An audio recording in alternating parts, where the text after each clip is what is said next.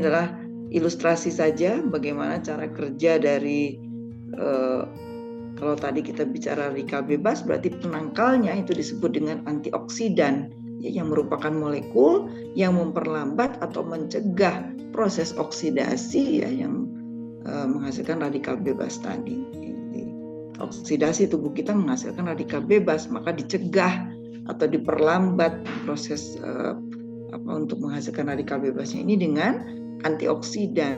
Secara alami dalam tubuh kita juga sudah ada, ya. Tetapi seringkali tidak cukup untuk menangkal paparan radikal bebas yang berbahaya ini. Ini cara kerjanya, ya, bisa ilustrasinya seperti ini, ya. Ketika masuk nanti bisa diambil ketika radikal bebas itu masuk, dia melalui membran sel, ya. Nah, ini akan diperangi langsung di dalam ini, ya, baik oleh tadi sel darah putih yang berfungsi sebagai fagosit atau sel darah putih yang menghasilkan antibodi tentunya. Baik, ini hanya ilustrasi saja, gitu. Jadi, mekanismenya seperti ini. Berikutnya Mbak Ayu. Nah, ini contoh-contoh antioksidan, ya. Ada beberapa kelompok, ya. Nah, ini ada vitamin, ya, baik vitamin A, vitamin B2, vitamin C, E, asam folat, beta karoten, ya, yang fungsinya masing-masing tentu sangat penting dalam tubuh. Nah, vitamin, lalu ada fitokimia tumbuhan juga, ya, ada berupa karotenoid, ini sebenarnya dari sel pigmennya, ya, ada flavonoid, ya, pakai V seharusnya ini, polifenol, alil sulfida, antosianin, dan likopen, ya. Juga mineralnya ada seng, ada logam, ya, ada Se, selenium, ya, ada magnesium, lalu ada protein, ada enzim. Baik, kita jelaskan, ya. Vitamin, lalu seluruhnya, ya, fitokimia ini masuk karotenoid, flavonoid, dan seterusnya. Mineral itu diperlukan oleh tubuh kita dalam jumlah yang sedikit, ya. Hitungannya mungkin ppm saja, part per million begitu. Tetapi bahasanya itu adalah komponen yang harus ada di dalam tubuh kita. Tidak boleh tidak ada, begitu, ya. Walaupun jumlahnya sedikit harus ada. Kalau tidak ada, apa yang terjadi? Terganggu berbagai proses dalam tubuh kita, ya. Lalu protein dan enzim, tentunya protein ini zat pembangun, tentunya, ya, fungsinya cukup banyak, ya, termasuk untuk mengkode, ya, mengkode dalam tubuh kita untuk pembentukan molekul-molekul yang penting dalam tubuh kita. Jadi kalau metabolismenya terganggu, maka kodenya menjadi salah, hasilnya juga menjadi keliru, ya, itu juga yang bisa menyebabkan sakit, begitu. Protein dan enzim. Enzim ini sebenarnya adalah protein. Semua enzim adalah protein. Enzim itu adalah protein yang berfungsi sebagai katalisator. Apa katalisator? Katalisator adalah zat yang mempercepat terjadinya suatu reaksi, sehingga enzim itu adalah bagian dari protein. Semua enzim adalah protein, tetapi tidak semua protein adalah enzim, begitu. Jadi itu kita membutuhkan katalisator, kalau tidak repot nanti. Nah, Bapak Ibu bisa bayangkan kalau tubuh kita tidak ada enzimnya. Makan nasi, dikunyah itu misalnya nggak ada enzim nih, di air liur nggak ada enzim dan sebagainya, di lambung juga nggak ada, di usus nggak ada. Nanti keluarnya mungkin kalau makan nasi keluarnya jadi apa tuh? Jadi tetap nasi, begitu, ya. Begitu, jadi tidak ada yang terserap, begitu, ya. Begitu. Masuknya ketan misalnya, nanti keluarnya juga jadi ketan bakar, gitu. Artinya tidak tercerna dengan sempurna. Itu baru satu contoh dari pencernaan. Banyak enzim ini tidak hanya berperan pada proses pencernaan, ya, bahkan kita bernafas juga memerlukan enzim untuk dapat untuk proses pernafasan menjadi lebih baik, begitu. Jadi enzim kalau kita berkaitan dengan, karena kita bicara tentang pencernaan, itu mulai ada di mulut. Di mulut ada apa aja enzim? ada lipase, ada amilase, ada protease, minimal 3 itu ya. Jadi yang memecah protein, yang memecah lemak, yang memecah karbohidrat, itu semua sudah ada di awal, khususnya kalau di mulut itu yang utamanya adalah yang memecah karbohidrat gitu. Nanti baru yang lemak dan protein itu ketika sudah masuk ke dalam lambung begitu ya. Jadi semua tuh sudah sangat teratur begitu. Makanya kenapa kalau kita makan roti walaupun tidak pakai isian rotinya saja itu ada rasa manis sedikit ya. Karena di situ roti itu kan karbohidrat ya. Yang kalau kita bicara molekul sederhana dari karbohidrat adalah glukosa, gula, maka ada sedikit rasa manis ketika dikunyah begitu. Nah, proses pengunyahan ini itu juga mempengaruhi kesehatan sistem pencernaan secara keseluruhan. Makanya kalau yang benar itu sebenarnya mengunyah itu ada jumlahnya begitu ya. 30 kali kurang lebih ya dikunyah baru bisa ditelan begitu. Tapi sekarang diantara kita juga berapa yang benar-benar melaksanakan pola mengunyah seperti itu. Nah, ketika itu terjadi dengan benar, maka lambung itu tidak bekerja ekstra keras lagi sebetulnya untuk mencerna karena sudah bagus ya di pencernaannya, mulai dari mulut sudah bagus masuk ke kerongkongan lalu masuk ke lambung, itu tidak akan menjadi masalah lagi buat lambung. Seringkali yaitu penyakit itu muncul ya karena entah karena belum tahu ilmunya atau sudah tahu tapi diabaikan ya, mulai dari mencerna saja itu dulu ya, masuknya makanan, jumlah yang masuknya juga kan begitu ya. Oke, kalau nah itu jadi kerja enzim dimulai dari rongga mulut sampai nanti yang terakhir itu adalah di usus halus begitu ya, ketika untuk diap ya. Nah, berikutnya Mbak Ayu. Nah, kita bicara sekarang ini karena tadi satu poinnya adalah bagaimana nih sehat dengan wasilah herbal BOB ini ya. Dari keseluruhan jenis makanan ya, yang terbaik itu dan sangat direkomendasikan adalah makanan-makanan yang merupakan hasil dari proses fermentasi. Itu paling sehat. Semakin bertambahnya usia, jenis makanan ini harusnya semakin banyak porsinya hasil fermentasi. Jadi kalau susu jangan minum susunya, tapi minum yogurtnya misalnya, begitu ya. Atau dalam bentuk apa, kefir misalnya, sudah ada biakan bakterinya, gitu ya. Jadi seperti itu jauh lebih sehat. Seiring bertambahnya usia, maka kebutuhan tubuh akan jenis makanan yang diproses melalui fermentasi ini menjadi lebih baik, lebih banyak ya. Semakin banyak semakin sehat ya.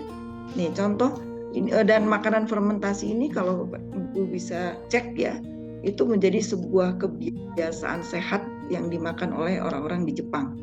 Masyarakat Jepang itu terkenal dengan masyarakat yang sehat, berat badannya juga sangat stabil ya. Jarang lihat orang Jepang yang obesitas ya, kecuali mungkin pada beberapa kasus yang atlet-atlet olahraga tertentu begitu ya. Tapi secara umum kita lihat itu semuanya terjaga ya, berat badannya seimbang begitu. Aktivitas mereka juga sangat baik begitu ya. Salah satunya resep yang diberikan oleh mereka adalah banyak-banyaklah makan makanan fermentasi. Ya, kita sangat banyak. Kalau makanan beratnya kita bisa lihat ada pada tempe misalnya ya, itu hasil fermentasi, pada kecap begitu juga hasil fermentasi begitu ya. Yogurt kalau pada minuman begitu ya. Lalu kefir tadi sudah saya sebutkan begitu. Nah, kabar baiknya herbal BOB ini khususnya pada tetes aja 18 ini adalah produk fermentasi. Produk fermentasi itu benefitnya apa? Dimakan atau dikonsumsi dalam jumlah sedikit, energi yang dihasilkan itu besar. Jadi makan nasi satu piring dengan makan produk fermentasi yang hanya sebesar kue mari, sama-sama karbohidratnya, akan lebih energinya tuh minimalnya sama, akan lebih besar lagi yang kepingan seperti bentuknya mungkin sebesar kue mari begitu ya. kepingannya seperti itu. Nah, makanan fermentasi ini juga menjadi makanan wajib ya bagi para astronot gitu. Jadi mereka tidak makan berat yang banyak-banyak, tetapi cukup makan dalam bentuk mungkin kapsul begitu ya, atau dalam bentuk tadi biskuit yang sangat kecil, tetapi potensi energinya luar biasa karena produk fermentasi itu dibantu pengkayaan energinya itu dengan kerja dari mikroba sehat ya. Nah, itu ditetes aja. Black cypress ya, ini juga diambil bahan aktifnya, begitu fitokimianya. Kalau tadi kita lihat di slide yang sebelumnya ya, fitokimia herbalnya itu ada pada black cypress ya, yang kandungannya luar biasa ya. Kalau kita bicara habatus sauda itu bukan kaleng-kaleng lah kalau kata bahasa anak sekarang ya. Jadi itu satu nilai tambah yang luar biasa pada produk black cypress karena kandungan utamanya adalah di habatus sauda itu. Habatus sauda itu sebetulnya kalau mau bicara potensi dalam kesehatan itu herbal utama ya. Biangnya herbal itu ya di habatus sauda. Jadi itu ditambah lagi pada black cypress ini kita ada delima, ada buah tin begitu ya, ada zafaron ya, lalu ada apalagi itu ya, komplit itu semua sudah hafal semua ya. Jadi itu luar biasa ya, semuanya yang ada di dalam Al-Quran disebutkan itu semua. Berikutnya hunza. Nah ini juga sama, fitokimianya di dalamnya luar biasa ya. Ada ekstrak pegagannya ya, selain dari garam hunza yang utama ya, yang dimiliki di ekstraksinya dari tempat tertentu ya. Ini hunza ini sebenarnya nama suku ya, di dataran tinggi ya, gitu dan mereka biasanya yang tinggal di sana itu terkenal dengan kecantikannya, ya, kesehatannya dan awet muda. Bahkan usia produktif mereka dalam hal reproduksi juga lebih tinggi dibandingkan dengan masyarakat lain di dunia ya, di hunza itu. Jadi masa subur mereka lebih panjang begitu. Masya Allah nih. Belum lagi kopi ya. Kopi juga sama, fitokimia herbalnya juga sangat membantu ya proses, bukan hanya sekedar untuk menyehatkan, menyegarkan saja, tapi juga dapat membantu beberapa kasus keluhan pada gangguan kesehatan ya. Slimming tea ya. Ada di situ, ada selain teh hijaunya juga ada daun jati Belanda ya. Ada daun jati Cina begitu. Dan yang sudah merasakan slimming tea pasti bisa cerita lebih banyak begitu. Nah ini meregulasi metabolisme lemak di dalam tubuh kita begitu ya. Jadi ada yang bertanya, ada yang sempat menyampaikan bahwa saya nggak overweight, tapi ketika saya sarankan minum slimming tea karena apa? Karena kolesterolnya tinggi misalnya, atau karena hipertensi begitu. Bukan untuk kurus sebetulnya itu. Jadi dan tidak serta-merta juga minum slimming tea bisa langsung besoknya ngedrop gitu berat badan, tidak. Jadi dia ini kalau kerja herbal ya Bapak Ibu nih kuncinya. Dia itu akan menyesuaikan dengan kebutuhan tubuh kita sebenarnya. Ini yang kunci yang jarang diketahui ini. Jadi kalau yang hipertensi dia dengan netes aja itu insya Allah dia akan menjadi normal, dibantu turun ya. Selain dengan yang lainnya nih kan. Kalau terjadi gangguan yang lain yang berkaitan dengan sistem sarafnya, pakai black cypress-nya ya, lalu dipercepat lagi dengan slimming tea-nya. Tetapi jika tekanan darahnya rendah misalnya, atau anemia, kurang darah, minum tetes aja, ya nggak akan ngedrop, dia akan naik menjadi normal. Jadi tubuh kita merespon seperti itu terhadap fitokimia herbal.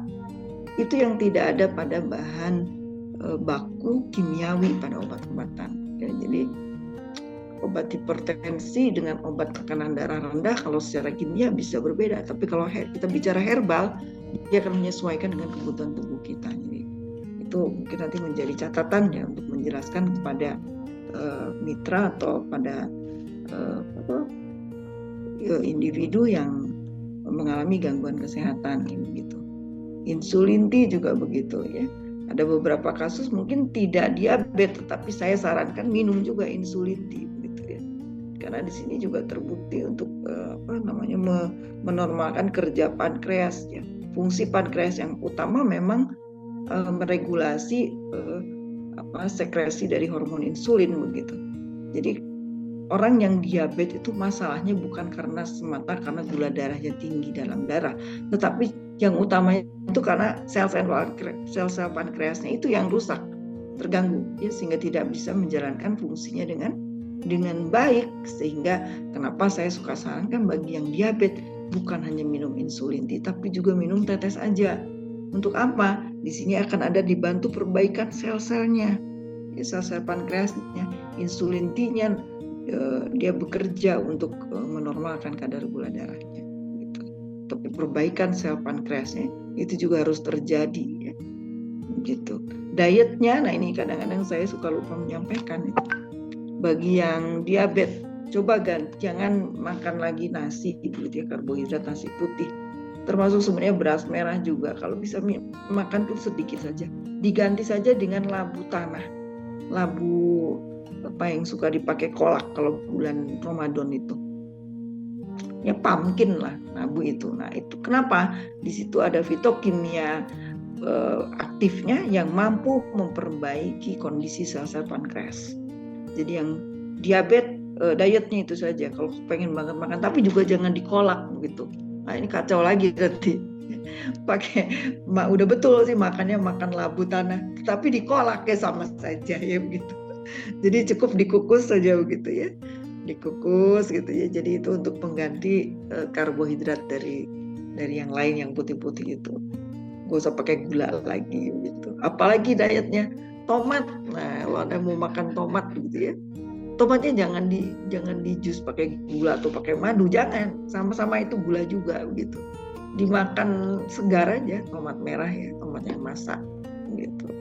Insya Allah itu. Jadi makanya selalu saya juga ingatkan bagi yang menyampaikan keluhannya, coba cek pola makannya, ya sudah disiplin belum, gitu ya, sudah benar belum, perhatikan itu. Jadi jangan diabaikan karena tadi dari slide awal ya, di situ masalah utamanya, pencernaan kita ini yang tidak terjaga ya.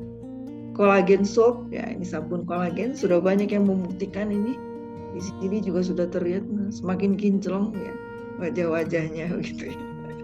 Nah, ya dimanfaatkan saja ya, bukan hanya untuk sekedar untuk tampil lebih baik ya secara kualitas, tetapi juga secara sehatnya juga dapat ya di situ. Jadi bukannya sekedar untuk glowing begitu, tapi sehat yang penting. Jadi ternutrisi ya sel-sel kulitnya. Kalau dipakai seluruh tubuh juga bagus tentunya. Ya. Yang bermasalah dengan gangguan pada kulit ya, pada tingkat-tingkat tertentu, saya rekomendasikan juga kayak kolagen karena di situ ada sereh komposisinya ya, ada VCO, lalu ada zaitun juga ya di situ ada. Jadi cukup baiklah untuk membantu proses penyembuhan juga, bukan hanya untuk sekedar kecantikan ya. Nah ini air dalam botol formalin ini kan botol formalin ini kan alat kesehatan ya. Airnya yang masuk ke dalam botol ini diproses sedemikian rupa sehingga menjadi air yang lebih sehat ya, bahkan sudah terlarut mineral penting yang dibutuhkan oleh tubuh ya begitu. Oke.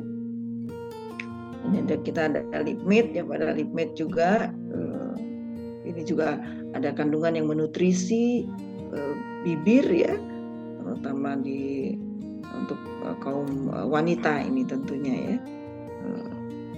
Lalu kita juga ada paket U-Face ya begitu. Nah ini semua sebetulnya ada mengandung antioksidan ya, dari fitokimia herbal yang digunakan dalam produk-produk BOB pada khususnya. Ini mengandung antioksidan yang cukup potensial. Jadi jangan ragu untuk dimanfaatkan ya. Tidak harus menunggu ada keluhan begitu, maka rutinkan saja. Ya. Jadi dirutinkan saja, mau 2 hari sekali atau 1 hari sekali, sesuaikan dengan kondisi tubuh yang kira-kira yang paling diperlukan yang mana, bisa dikonsultasikan juga begitu. Tapi saya rekomendasikan yang untuk perbaikan sel dan menjaga kemapanan sel itu dengan rutin mengkonsumsi tetes aja itu sudah cukup sebetulnya. Ya, jadi bisa kalau yang dewasa cukup 5 tetes di pagi hari dan 5 tetes di malam hari begitu. Kalau mau 2 hari sekali boleh, kalau mau sehari sekali boleh juga di pagi. Tapi yang penting tadi ada konsisten, itu yang benar. Sehingga tubuh kita akan merespons sesuai dengan yang bagaimana kita memperlakukannya. Maka tidak usah ditaruh di kotak obat sebenarnya ini semuanya. Kalau bahan herbal dari BOB ini, produk herbal diletakkannya di meja makan saja, karena sama dengan kita kalau kita makan tuh pasti ada kurangnya begitu. Nah, tambahannya dari sini begitu ya. Jadi silakan nanti dibiasakan begitu untuk kesehatan yang lebih terjaga begitu ya. Karena kalau ada yang menyampaikan begini, sudah habis sekian botol berhenti terasa lagi ya, karena tubuh kita ini tidak bisa instan untuk proses penyembuhan. Apalagi ini kita bicara herbal ya, di pertemuan kita sebelumnya itu sudah dibahas ya, apa yang membedakan kerja bahan herbal dengan bahan kimia. Jadi yang rajin hadir insya Allah pasti sudah nangkep ya begitu. Makanya jangan kaget kalau ternyata kalau berhenti sekaligus langsung terasa lagi ya. Iya, makanya butuh bertahap ya. Makanya saya selalu bahasanya bersabar karena berproses. Jangan berhenti secara instan. Tubuh kita nggak bisa diperlakukan seperti itu oleh herbal gitu. Sama obat kimia juga sebenarnya seperti itu. Berapa banyak yang minum obat kimia ketika obatnya habis kambuh dan harus tebus obat lagi. Tapi kenapa orang tidak komplain begitu ya? Padahal itu jauh lebih berbahaya, lebih memberikan bukan reaksi positif, sudah efek negatif, sudah banyak buktinya yang keracunan dan sebagainya. Ya. Nah, jadi kenapa ini penting begitu? Jadi silakan nanti bisa didiskusikan begitu lebih lanjut. Berikutnya mungkin slide yang berikutnya tidak banyak lagi. Nah ini quotes-nya baru nih. Kalau mau sehat itu ya jangan tunggu sakit baru berobat, tetapi rutinlah melakukan terapi herbal. Itu yang sekarang kita sedang bahas, itu sudah merupakan pilihan yang tepat karena tidak akan berubah ini. Quotes yang terakhir ini, mencegah itu lebih baik daripada mengobati, itu tidak akan berubah. Memang seperti itu ya. Jadi kalau sudah tahap repot, nah baru mau berobat itu biasanya sudah akan lebih sulit ya, akan lebih membutuhkan waktu dan menguji kesabaran begitu untuk bisa pulih lagi. Baik,